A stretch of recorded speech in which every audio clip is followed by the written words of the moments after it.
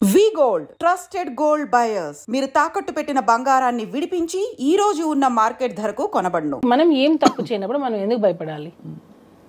నేను ఫీల్ అయ్యేది అది. నేనేం తప్పు చేయలేదు, నా హస్బెండ్ ఏంటో నాకు తెలుసు.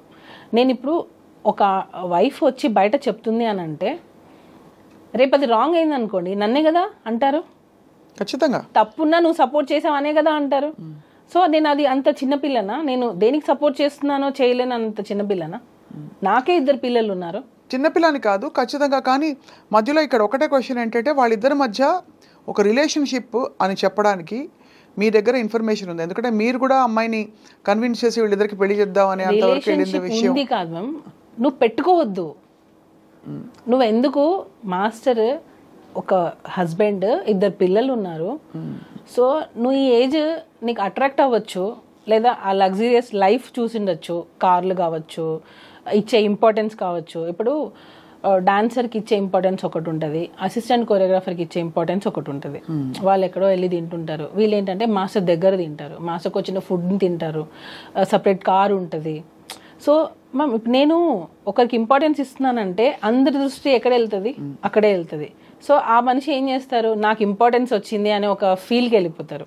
ఇంకొకటి నేను చెప్పాలనుకుంది, ఢీ షోలో పర్ఫార్మెన్సెస్ చేసుకునే ఒక అమ్మాయిని తీసుకొని వచ్చి డైరెక్ట్గా ఒక పెద్ద పెద్ద హీరోస్ ముందు నిల్చోబెట్టి ఛాన్స్ ఇచ్చినప్పుడు కష్టం అనేది ఎక్కడా తెలియలేదు. ఇక్కడ ఈ రోజుల్లో ఒక పెద్ద హీరో దగ్గర వర్క్ చేయాలంటే చాలా స్టేజెస్ దాటి రావాలి.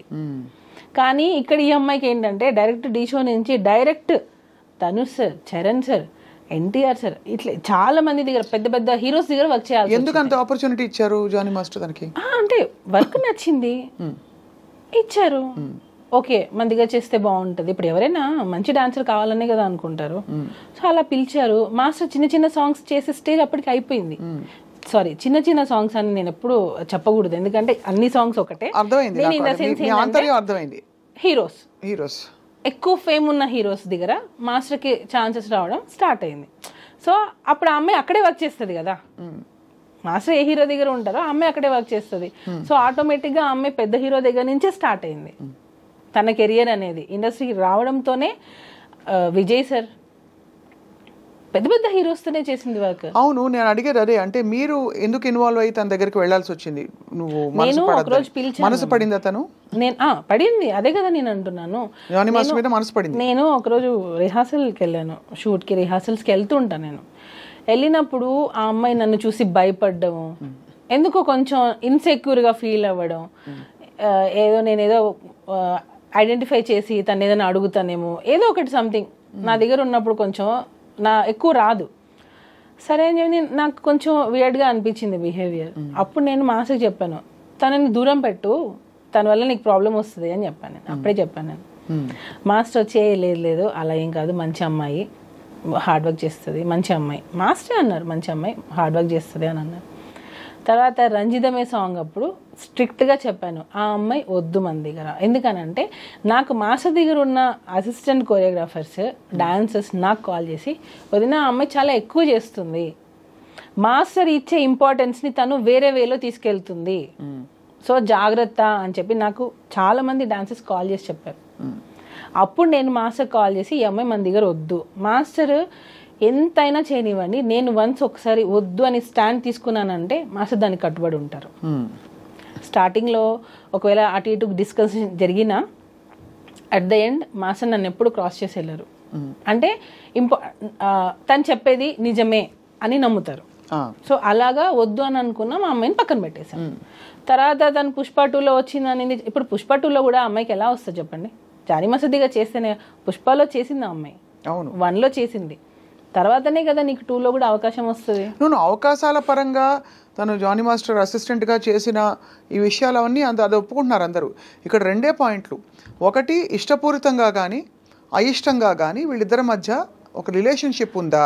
ఆ రిలేషన్షిప్ని భరించలేని ఒక భార్యగా మీరు కూడా నలిగిపోయి ఉంటారనే విషయం కూడా సమాజం మాట్లాడుకునే వాళ్ళు గుర్తిస్తారు. బికాజ్ ఎంత లేదన్నా మీరు ఎన్ని వైపులా అందరూ వచ్చి మీకు చెప్పినా కూడా మీకు అది బాధే కదా. అవును మ్యామ్. ఇప్పుడు ఒక ఆడపిల్ల వచ్చి దూసుకొచ్చేస్తుంది, తను మీ ఆయన్ని డైవర్ట్ చేస్తుంది అని అంటే it's very painful for any wife. చాలా సఫర్ అయ్యాను మ్యామ్ ఆ అమ్మాయి విషయంలో, చాలా సఫర్ అయ్యాను. వాళ్ళ మదర్కి ఆ అమ్మాయికి చాలాసార్లు నేను కాల్స్ చేశాను. మీరు చేసేది తప్పు, మీరు బియాండ్ ఎక్స్పెక్ట్ చేస్తున్నారు, మీ కెరియర్ ఇది కాదు, మీరు వచ్చిన దేనికి, మీరు ఒక అసిస్టెంట్ కొరియోగ్రాఫర్గా వచ్చారు, మీ పని మీరు చేసుకున్నారా, వెళ్ళిపోయామా, ఇలానే ఉండాలి అని నేను ఆ అమ్మాయికి చాలాసార్లు చెప్పాను. పిలిచి మరీ చెప్పాను, ఇంటికి కూడా పిలిచాను. నా దగ్గర లేదు అసలు అలాంటిది ఏం లేదు నాకు అని అంటది. అక్కడికి వెళ్ళి మళ్ళీ తన ఫ్యామిలీ ప్రాబ్లమ్స్ అన్నీ చెప్పడం స్టార్ట్ చేసి, మా మదర్ నన్ను టార్చర్ చేస్తుంది, మీరే నన్ను సేవ్ చేయాలి మాస్టర్.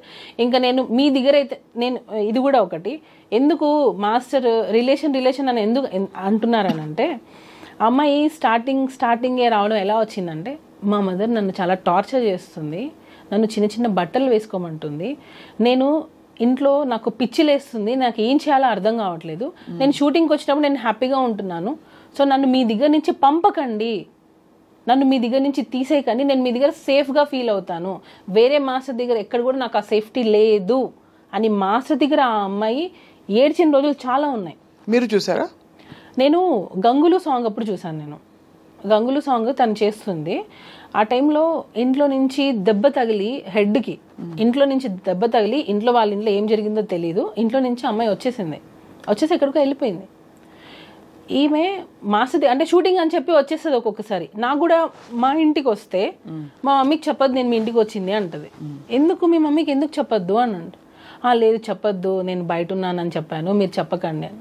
నాకు అప్పుడే ఈ అమ్మాయి ఇట్లా ఇంట్లో ఒకటి బయట ఒకటి చెప్తుంది అని నేను అప్పుడే ఖచ్చితంగా చూసేవాళ్ళకి పేరెంట్స్ పాయింట్ ఆఫ్ వ్యూ నుంచి, చిన్నపిల్ల ఇండస్ట్రీకి ఏదో వచ్చింది, ఒక పెళ్ళైన మాస్టర్ తోటి అఫ్ కోర్స్ ఆయన మెంటర్ అయ్యి తనకి బ్రేక్ ఇచ్చిన వ్యక్తి అయినా కూడా ఎక్కువ ఇన్వాల్వ్ అవుతుందని ఒక ఆందోళన ఉంటుంది కదా సుమలత, మీకు తెలుసు కదా ఎలా ఉంటుంది.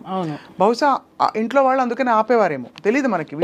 ఎక్స్పెక్ట్ చేస్తే పేరెంట్స్ ఏదైనా పర్లేదు, నువ్వు ఎలాగైనా ఏదైనా పర్లేదు, నీ కెరియర్ సెట్ అవ్వాలని పేరెంట్స్ ఎంకరేజ్ చేస్తే, ఇక్కడ జరిగింది అదే. ఇంకొకటి ఫోక్సో 16 years అని అంటున్నారు. ఇన్ని ఇయర్స్లో మీ మదర్కి ఏం తెలియకుండా ఉంటుందా? యాజ్ ఏ వైఫ్గా ఇప్పుడు మనం అడిగారు మీరు ఎంత సఫర్ అయి ఉంటారనని, యాజ్ ఏ మదర్గా ఆమెకు తెలీదా వాళ్ళ పిల్ల ఎక్కడికి వెళ్తుంది, ఆ అమ్మాయి ఎక్కడ వెళ్తుంది, ఏ షూటింగ్ చేస్తుంది అని తెలీదా ఆ అమ్మాయికి?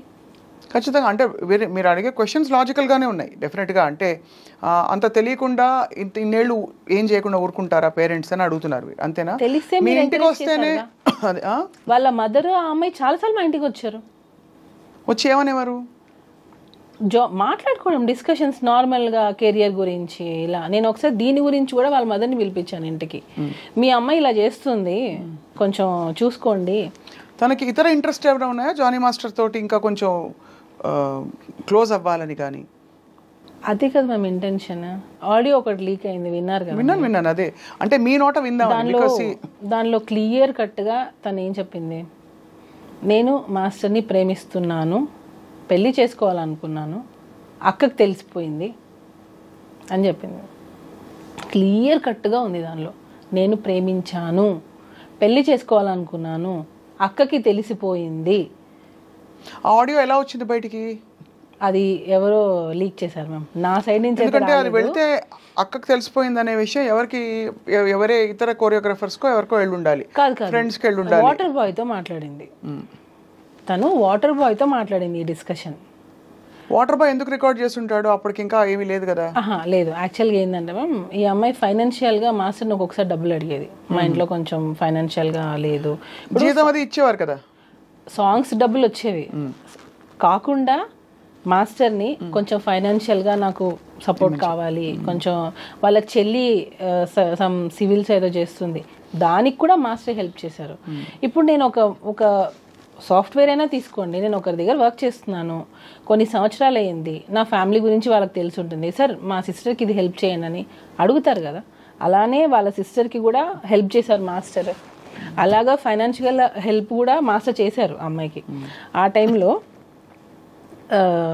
ఈ వాటర్ బాయ్ అతను అడిగాడు, వెళ్ళిపోయింది ఆమె మన దగ్గర నుంచి, వెళ్ళిపోయింది, కంప్లీట్గా వెళ్ళిపోయింది. నేను అన్నాను, నువ్వు ఏమైనా ఆ అమ్మాయికి ఏమైనా ఇచ్చి ఉంటే అది తీసేసుకో, మనకి ప్రాబ్లమ్స్ రాకూడదు. వన్స్ వెళ్ళిపోయిందంటే వెళ్ళిపోయింది.